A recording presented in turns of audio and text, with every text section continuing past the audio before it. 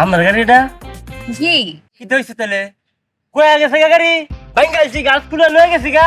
আপনার গাড়ি গেলাছে সামনে কারায় আমি আমার ফুলটা আসাইছি এদিকে আমি তামাশা লইতেছিলাম আপনার লগে। আপনি কোন ভাষায় কথা বলতেছেন? আমি তো কোনো কিছুই বুঝতেছি না।